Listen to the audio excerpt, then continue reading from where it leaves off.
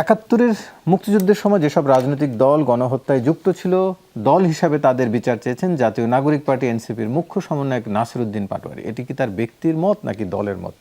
জামাতের সাথে কি আপনাদের সম্পর্ক ইদানিং একটু খারাপ যাচ্ছে কিনা?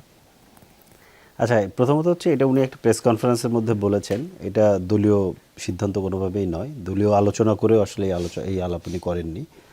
আর একটা ব্যাপার হচ্ছে যে আমি ব্যক্তিগতভাবে যেটা মনে করি, এই বিষয়টা এখন আসলে মানে এই বিষয়টা সেটেল করা খুব কঠিন, খুব জটিল। আর টকশোতে এত অল্প সময়ে ধরেন এই বিষয় নিয়ে মন্তব্য করাও বেশ ঝুঁকিপূর্ণ। কারণ হচ্ছে যে এটার পেছনে যে সমস্ত যুক্তি দেওয়া দরকার, এর জন্য যতটুকু সময় দেওয়া দরকার অতটুকু সময় আপনি আমাকে দিবেন না। তো ব্যাপারটা হচ্ছে যে এটা অনেক পুরনো একটা ব্যাপার, মানে বেশ আগের একটা ব্যাপার। অলরেডি একটা ট্রায়াল হয়েছে, দুইবার ট্রায়াল হয়েছে, এবং এই ট্রায়ালগুলো নিয়ে অনেক প্রশ্ন আছে, প্রশ্নবিদ্ধ আছে। দল হিসেবে হয়নি, দল হিসেবে হয়নি। এখন ব্যাপারটা হচ্ছে যে দল হিসেবে করার বিধানও তখন ছিল না, এখন আবার নতুন করে দল হিসেবে করার বিধান এসছে। তো এইটা আসলে আমি মনে করি যে এই বিচারের যে প্রশ্নটা, এটা আসলে একটা লিগ্যাল কোশ্চেন। এইটাতে ঢুকতে গেলে, এটা নিয়ে আলোচনা করতে গেলে অনেক আলাপ করা দরকার হবে। প্রথমত এটা ওনার ব্যক্তিগত মত, এটা দলীয় কোনো মতামত না।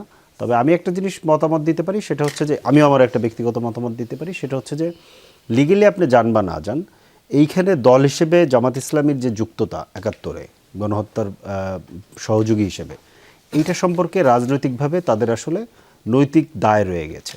এটা আসলে রাজনৈতিকভাবে তাদেরকে জনগণের সামনে পরিষ্কার করতে হবে, কারণ ইতিহাসের দায় এটা থেকে তারা মুক্ত পাবেন না।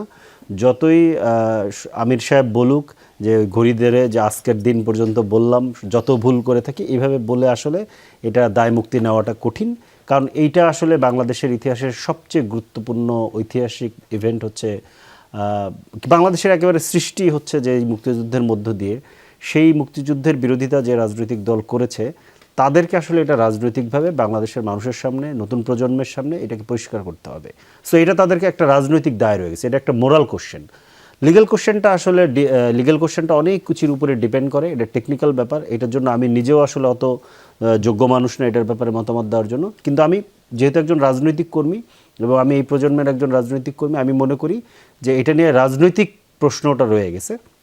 ওনাদের এই রাজনৈতিক প্রশ্ন সততার সাথে মোকাবেলা করা উচিত। ওনারা যেটা করেছেন এর আগে, এবারও যেটা করার চেষ্টা করছেন, এটা আমার কাছে সৎ মনে হয়নি। আমি মনে করি যদি ওনারা সততার সাথে এটা করেন, ওনাদের রাজনৈতিক ভবিষ্যতের জন্য এটা ভালো হতেও পারে। কেন?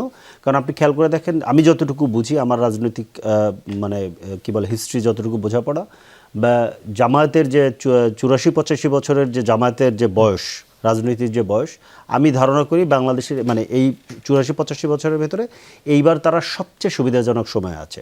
আমি জামাতের অনেক নেতাকে এটা বলেছি যে আপনারা সুবিধাজনক সময় আছেন, আপনাদের সামনে হয়তো বা আরও ভালো সময় আসবে। আপনারা গ্রাউন্ডেড থাকেন, ডাউন টু আর্থ থাকেন, এবং বিনয়ী হন, এবং হয়েন না, ওভার কনফিডেন্ট হয়েন না। সো মানুষের সাথে থেকে জিনিসগুলোকে আপনারা ডিল করেন, তাহলে বাংলাদেশের মানুষ আসলে ক্ষমাশীল, খুব দ্রুত মানুষকে মাফ করে দেয়। কিন্তু আপনাকে সেই পথে হাঁটতে হবে। আপনারা যে ধরনের অহংকারী এবং হওয়ার সুযোগ আপনাদের সামনে আছে, সেটা আপনারা হয়েন না। ক্ষেত্র বিশেষে দেখা গেছে যে ওনারা এই বিষয়গুলোটাতে বেশ খানিকটা ওভার কনফিডেন্ট শো করে ফেলেন, একটু অহংকার শো করে ফেলেন, এবং সব কিছুকে ধরেন ওনাদের পুরনো রাজনৈতিক মতাদর্শদের, যদিও বেশিরভাগ জায়গাতে দেখা যায় যে ওনারা একটা নতুন রাজনৈতিক পথে হাঁটার চেষ্টা করছেন, কিন্তু আবার সেই পুরনো রাজনৈতিক মতাদর্শ অনেক সময় সামনে চলে আসে। তো এটা আসলে ওনাদের নিজেদের রাজনৈতিক বোঝাপড়া। তবে এটা অ্যাজ এ রাজনৈতিক কর্মী, নতুন প্রজন্মের একজন রাজনৈতিক কর্মী হিসেবে এটা আমার নিজের মতামত আর কি, আমি বললাম। জি।